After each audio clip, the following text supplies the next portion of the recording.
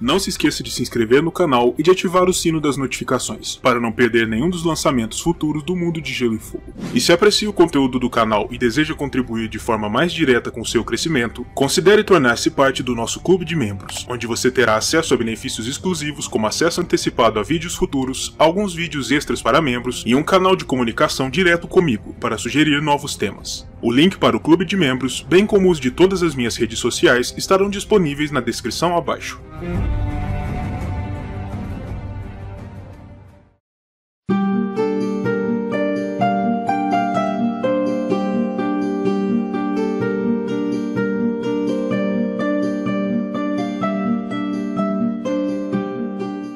No ano 131 após a conquista, os 7 reinos de Westeros se encontravam em frangalhos. Os quase 2 anos da Dança dos Dragões, a pior guerra civil que o continente já havia testemunhado, haviam cobrado seu terrível preço a todos os envolvidos, quer fossem nobres ou plebeus. O coração de Westeros se encontrava devastado, os campos estavam queimados e enegrecidos, diversas cidades se encontravam em ruínas e todas as famílias estavam de luto, tendo perdido ao menos um ente querido para a carnificina dos combates.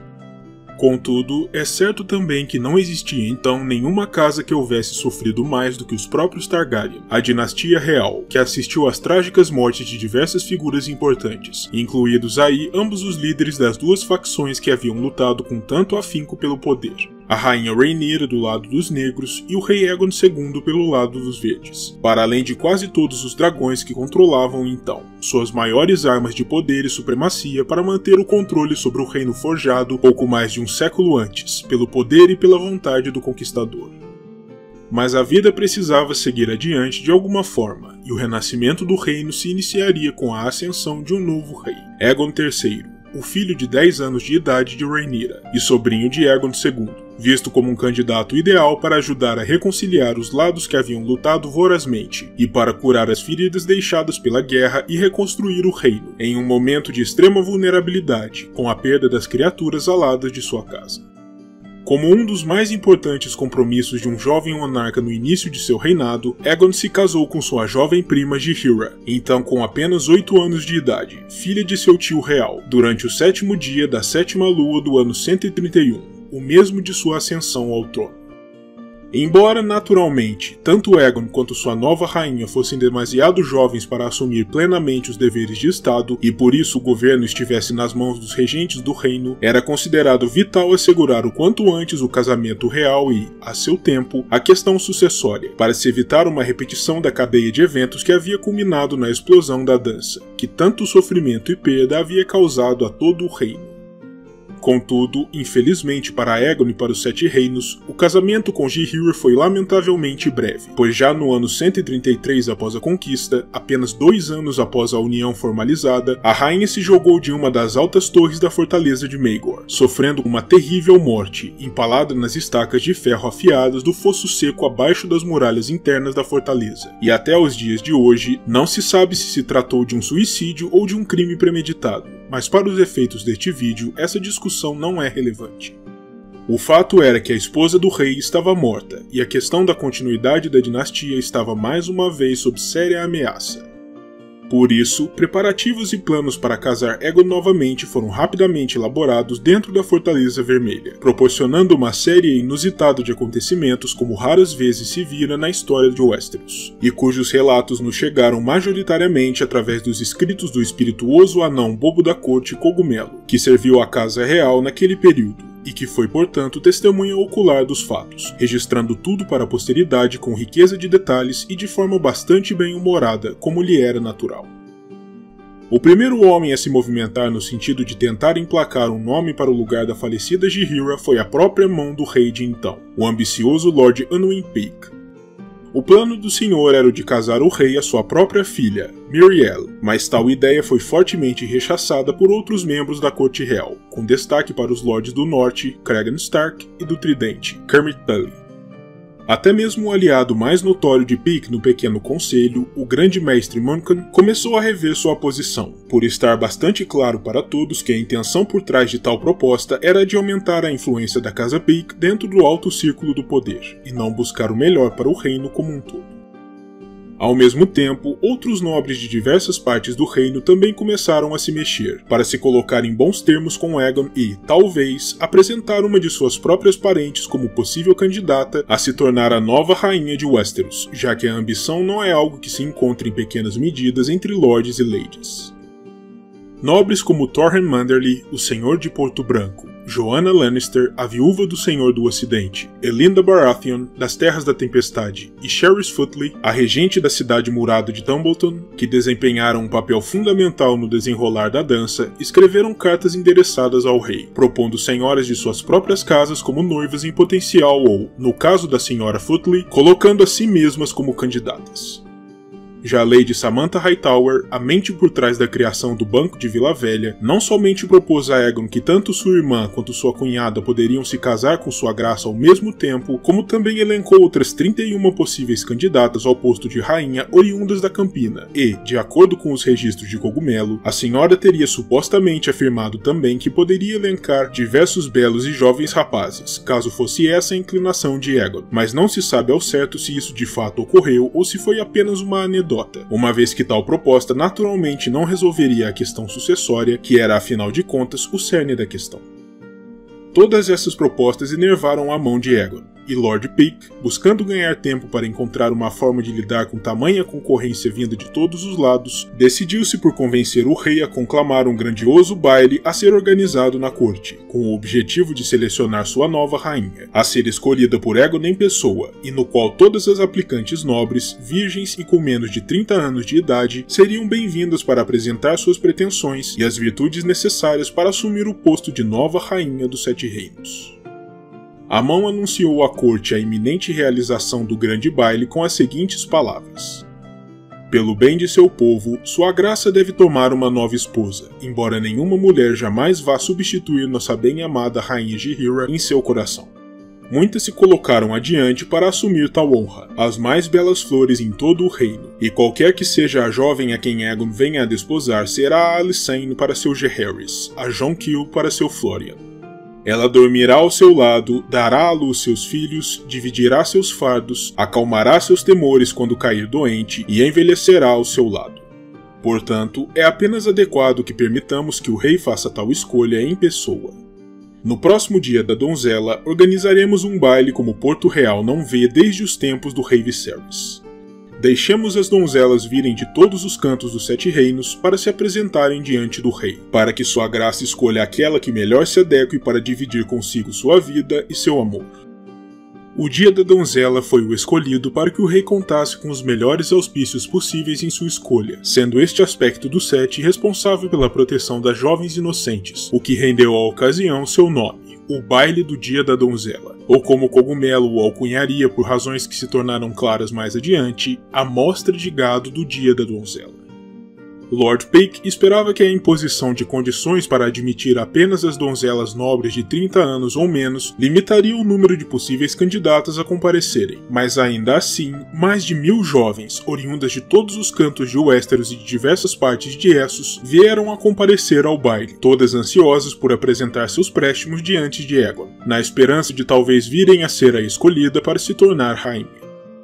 No entanto, embora a perspectiva fosse certamente atraente e tentadora para todas aquelas pessoas distintas, também é certo que muitas das donzelas que partiram de seus lares em direção a Porto Real encontraram terríveis infortúnios em seu caminho, que variaram desde ferimentos de diversas gravidades até escândalos que arruinaram suas reputações e até mesmo a morte, criando a lenda por trás da maldição do Dia da Donzela, que poderia ser tanto uma demonstração da ira dos deuses quanto uma série de maquinações cruéis e mesquinhas idealizadas pelos Pyke, já que Lord Anduin ainda não se dera por vencido e ainda ambicionava ver sua Míriel como a nova rainha no fim. A lista de donzelas que compareceram ao evento, como dito anteriormente, é bastante extensa, mas dentre aquelas mais dignas de nota podem ser destacadas: de Essos, a filha do príncipe de Pentos, a irmã do arconte de Tyrosh, diversas filhas de casas ancestrais de Myr e Mirmadora Rin, de Lys, e dos Sete Reinos as senhoras Alyssa Royce, Anya Weatherwax, Barba Bolton, Cassandra Yellen Baratheon, Elinor Massey, Henrietta Woodhull, Jane Merriweather, Jane Mutton e Jane Smallwood, Lyra Hayford, Moria Corgyle, a própria Muriel Peak, Patricia Redwine, Rosamund Derry e Isabel Staunton. Os eventos e as provas imaginadas para o grande baile foram elaborados pessoalmente por Lord Peak, provavelmente como mais uma maneira de influenciar os acontecimentos de maneira a assegurar que, no fim, a escolhida como rainha fosse sua filha. Dessa forma, as expectativas das donzelas que haviam comparecido, de terem cada uma sua oportunidade de dançar e flertar com Aegon III, foram subvertidas, pois ao contrário do que o nome sugere, o baile do dia da donzela não foi um baile verdadeiro. Ao invés disso, as donzelas foram levadas em grupos e apresentadas ao rei, diante do trono de ferro, o que motivou o nome jocoso pelo qual Cogumelo se referiu à coisa toda, com Aegon avaliando cada uma como um comprador em potencial avaliaria cabeças de gado que pretendesse adquirir. O arauto real se posicionou ao lado do trono, anunciando o nome, a casa e a linhagem de cada uma das donzelas, enquanto as mesmas se encaminhavam até a base do trono, para serem examinadas detidamente pelo rei e pelos seus conselheiros. Contudo, de acordo com os registros de Cogumelo, sendo Aegon então um rapaz com apenas 13 anos, não é de se surpreender que sua graça tenha rapidamente se cansado daquela tediosa tarefa e começasse rapidamente a se esquecer dos nomes das donzelas que haviam se apresentado primeiro, conforme o tempo ia passando. E sabendo bem disso, alguns dos senhores mais espertos fizeram questão de colocar suas parentes com pretensões na fila para a apresentação por mais de uma vez, se assegurando de que Aegon não se esquecesse delas tão facilmente na hora de tomar sua decisão. Durante todo o feito, músicos reais performaram, enchendo a sala do trono de música, mas seus valentes esforços não foram suficientes para se sobrepor ao burburinho de centenas de pessoas, entre donzelas, parentes, cortesãos e guardas do palácio que enchiam o salão, capaz de receber de uma só vez mais de 1000 pessoas. Além disso, para além do pequeno espaço dedicado ao rei, ao conselho, às espadas brancas e ao local em que cada donzela se apresentava, o restante do recinto estava apinhado de pessoas, de modo que para a maioria dos presentes, até mesmo se mover era algo difícil. A sala do trono estava tremendamente quente e sufocante, apesar de o ano de 133 se encontrar em meio a um inverno, o que causou considerável desconforto, diversos desmaios e pelo menos uma morte entre os lordes. Até mesmo o arauto sofreu diante de tais números, tendo perdido sua voz em meio aos anúncios de tantas e tantas donzelas, e precisou eventualmente ser substituído para que as apresentações prosseguissem. O evento começou com a filha do príncipe da cidade livre de Pentos, e cada uma das donzelas que se apresentaram diante de Aegon a partir de então fizeram todo o possível para se destacarem da concorrência, com quaisquer armas que tivessem à disposição. Algumas delas tentaram ser risonhas e espirituosas, outras buscavam se mostrar encantadoras e inocentes, e algumas das mais ousadas, como a Lysena Mirmadora, usaram roupas escandalosamente curtas e reveladoras, procurando despertar os instintos e os desejos do jovem rapaz que se sentava no trono. No entanto, nenhuma dessas táticas parecia surtir qualquer efeito sobre Aegon, que se limitou a gesticular diante de cada candidata antes que a guarda real as conduzisse para longe do trono, abrindo espaço para a seguinte. Conforme as horas passavam e a impaciência do rei crescia, Lord Peak, que se encontrava próximo, ficava mais e mais esperançoso, já que apenas sua filha tivera a chance de passar longos períodos de tempo na companhia do rei antes do evento, e por isso mesmo teria maiores chances de ser lembrada por sua graça quando chegasse o momento da decisão. Quando restavam apenas algumas poucas donzelas ainda na fila, esperando para serem ouvidas, as portas da sala do trono se abriram com um estrondo dramático, e as duas meio-irmãs de Aegon, as princesas Bila e Rhaena, adentraram o salão, montadas em 2 grandes cavalos negros e envergando magníficos e ricos gibões negros adornados com o dragão vermelho de 3 cabeças da sua casa, feito em reluzentes rubis. As duas cavalgaram com grande pompa através do mar de espectadores, abrindo caminho com suas montarias, e então, quando se encontravam diante do irmão, anunciaram que haviam lhe trazido sua nova rainha. Essa foi a deixa para que o marido de Rhaena, Sir Corran Corbray, apresentasse ao rei a jovem que acreditavam ser a candidata perfeita para ser sua nova esposa, a pequena e espantosamente bonita Rhaenyra Velaryon, de apenas 6 anos de idade, filha de Daemon Velaryon e prima do Senhor das Marés, Lord Allen. De acordo com os relatos que nos chegaram de testemunhas do evento, quase todos os presentes à Sala do Trono rejubilaram quando a jovem menina, de uma beleza surpreendente, sorriu para o jovem rei, e quando Aegon lhe sorriu de volta, já não parecia haver mais a necessidade de uma deliberação final, pois todos sabiam em seu âmago que a decisão já havia sido tomada.